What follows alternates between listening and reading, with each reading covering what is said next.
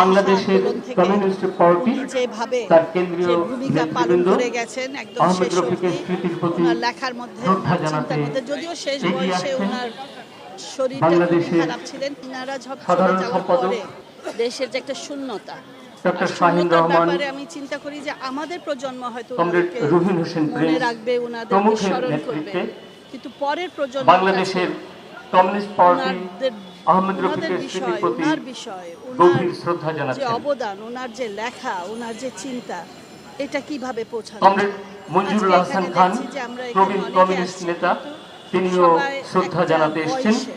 তরুণদের মধ্যে কমরেড বেশি দেখি মঞ্জুরুল হাসান খান, তার প্রতি আমাদের এটা গভীর কৃতজ্ঞতা। একটা চিন্তার বিষয় যে শ্রদ্ধা জানাচ্ছেন কিভাবে প্রবীণ কমিউনিস্ট নেতা কমরেড ইতিহাস, মঞ্জুরুল আমাদের হাসান খান, আমাদের দেশটাকে গড়ে তুলেছে, কারা ভাষা আন্দোলন থেকে নিয়ে কারা কাদের অবদান কি ছিল। এরপর শ্রদ্ধা জানাবেন প্রগতি লেখক সংঘের কেন্দ্রীয় কমিটি।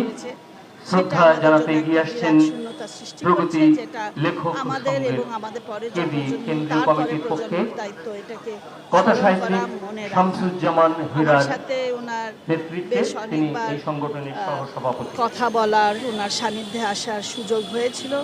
আমি অত্যন্ত ভাগ্যবান যে ওনার মতো একটা শ্রদ্ধেয় ব্যক্তি এত পরিষ্কার পরিচ্ছন্ন অনিন্দ প্রকাশ এরপর শ্রদ্ধা জানাবেন। আপনারা জানেন অনিন্দ প্রকাশ আহমেদ রফিকের অনেক বইয়ের প্রকাশক, আফজাল হোসেন তার স্বত্বাধিকারী অনিন্দ প্রকাশ।